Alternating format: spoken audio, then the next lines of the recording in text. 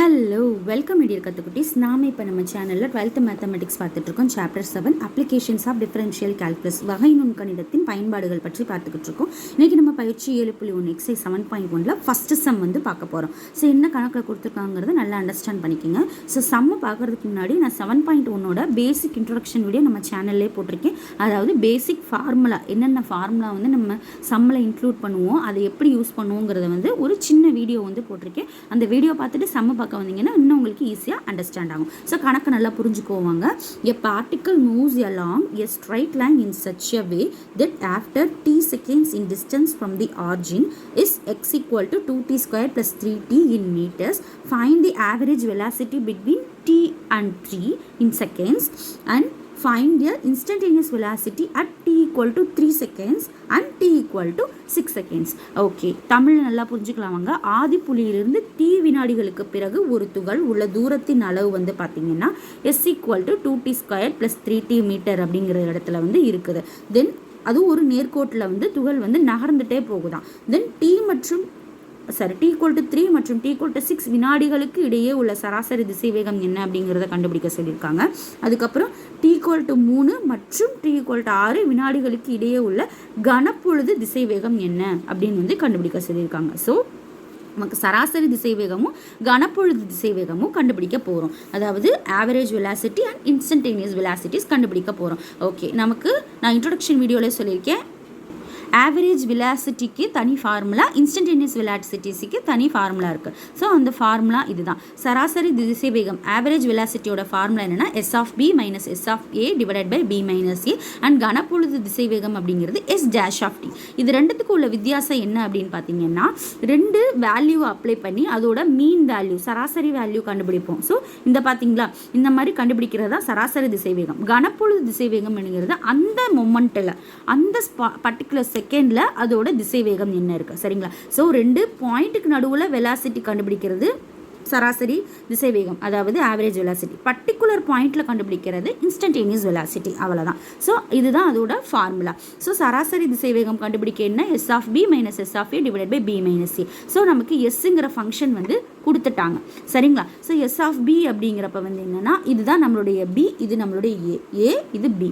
So S of பிங்கிறப்ப நம்ம எஸ்ஸுக்கு D இருக்க இடத்துல நம்ம என்ன அப்ளை பண்ண போகிறோம், 6ங்கிற வேல்யூ அப்ளை பண்ண போகிறோம், ஒரு வேல்யூ கிடைக்கும். அதுக்கப்புறம் எஸ் ஆஃப் ஏ எப்படி கண்டுபிடிக்க போகிறோம், 3 வந்து அப்ளை பண்ண போகிறோம் டீக்கு பதிலாக. ஸோ நியூமரேட்டர் தெரிஞ்சிருச்சு, டினாமினேட்டர் ஜஸ்ட் இது ரெண்டையும் சப்ராக்ட் பண்ணுறது தான். ஸோ இதை நம்ம சிம்ப்ளை பண்ணாமல் நமக்கு என்ன கிடச்சிரும், சராசரி திசைவேகம் கிடச்சிரும். கனப்பொழுது திசைவேகம் இன்னும் ஈஸி. ஸோ நம்ம கொடுத்துருக்க இந்த எஸ் ஆஃப் டி இருக்குது பார்த்தீங்களா, இந்த எஸ் ஆஃப் டியை வந்து நம்ம என்ன பண்ண போகிறோம், டிஃப்ரென்ஷியேட் பண்ண போகிறோம் with respect to D.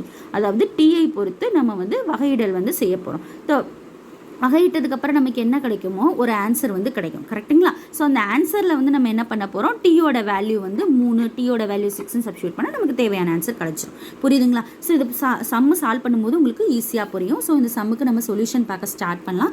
Solution பார்க்குறதுக்கு முன்னாடி ப்ளீஸ் நம்ம சேனலை சப்ஸ்கிரைப் பண்ணாதவங்க சப்ஸ்கிரைப் பண்ணுங்கள். ஏன்னா எனக்கு உங்கள் சப்போர்ட் ரொம்ப முக்கியம். தென் உங்களுடைய டவுட்ஸ் அண்ட் கமெண்ட்ஸ் எதுவாக இருந்தாலும் ப்ளீஸ் அதை கண்டிப்பாக கமெண்ட் செக்ஷனில் வந்து மென்ஷன் பண்ணுங்கள். ஸோ எஸ் ஆஃப் டி என்ன, 2t squared plus 3t. So எஸ்ன்னு தான் நமக்கு கொடுத்துருக்காங்க, நான் வந்து எஸ் ஆஃப் டின்னு எடுத்துக்கிறேன், சரிங்களா? ஏன்னா இது இன் டேர்ம்ஸ் ஆஃப் வந்து டி ஃபங்க்ஷனில் இருக்கனால S of T.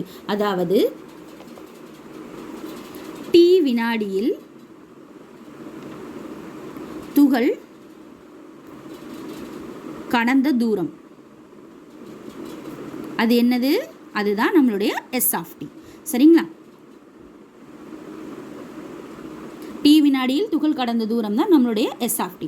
So S of T நம்மள்ட்ட இருக்குது. இப்போ நம்ம S of B, S of A கண்டுபிடிக்க போகிறோம். ஸோ எஸ் ஆஃப் பி அப்படிங்கிறப்ப என்ன வரும், இங்கே வந்து ஏயோட வேல்யூ பியோட வேல்யூ என்னங்கிறது மென்ஷன் பண்ணிடுறேன். ஏ வந்து 3, பியோட value 6. So first S of ஏவே கண்டுபிடிப்போம் வாங்க.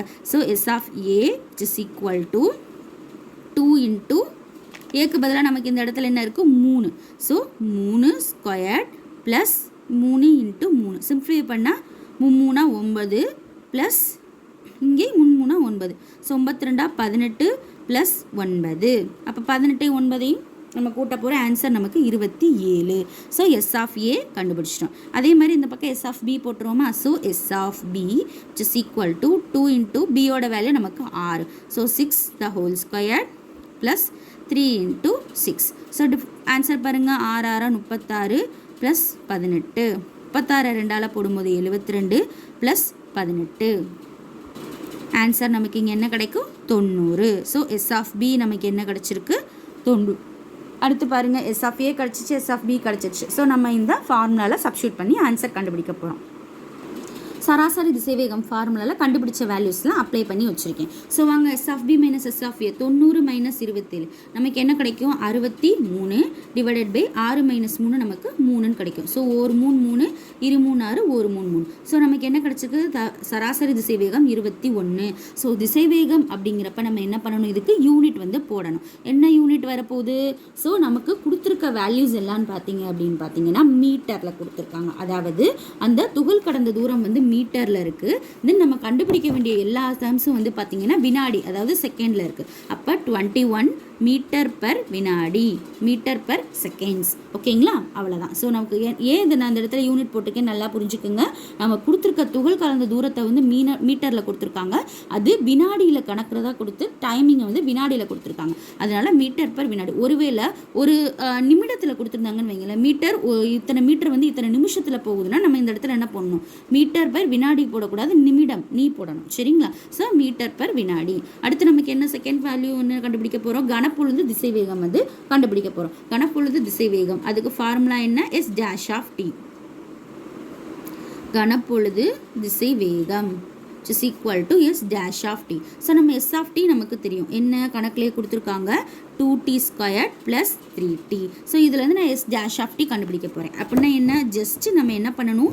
இந்த மொத்த ஈக்குவேஷனை நம்ம t-ஐ பொறுத்து வகையிட போகிறோம். ஸோ வாங்க t-ஐ பொறுத்து வகையிடுவோம். இப்போ 2ங்கிறது கான்ஸ்டன்ட். ஸோ 2 அப்படியே வச்சுட்டேன். டி ஸ்கொயர்டை வந்து இப்போ டிஃப்ரென்ஷியேட் பண்ண போகிறேன். ஸோ டி பவர் என், அப்போ n into T power n minus 1 தான் ஃபார்முலா. இங்கே என்னோட value 2. So 2 into T power 2 minus 1, 2 minus 1. Answer என்ன?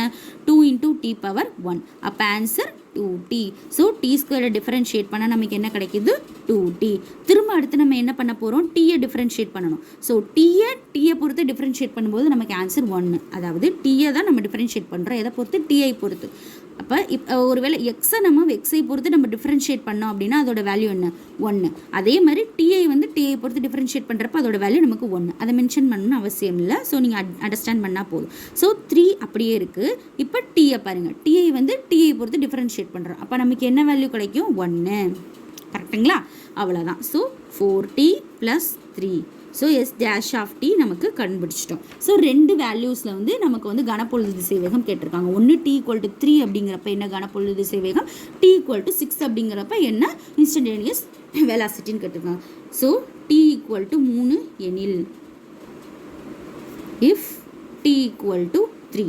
கரெக்ட், சரிங்களா? So S dash of T is equal to 4 × 3 + 3. அப்போ 12 + 3 நமக்கு ஆன்சர் வந்து 15. ஸோ 15ங்கிறது என்ன யூனிட்டோட போடணும்?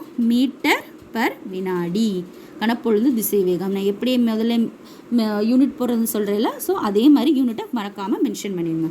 ஸோ இது வந்து கனப்பொழுது திசைவேகம். இப்போ t = 3 அப்படிங்கிறப்ப அடுத்து நம்ம வந்து எதுக்கு போட போகிறோம்? t = 6 எனில் இஃப் t = 6 அப்போ கனப்பொழுது திசைவேகம் கண்டுபிடிக்க போகிறோம். So is equal to S dash of T is equal to 4 × 6 + 3. அப்போ 5 20 6 24 + 3 அப்போ 27 மீட்டர் பை வினாடி. அவ்வளோதான். ஸோ இது ஒரு கனப்பொழுது திசைவேகம்.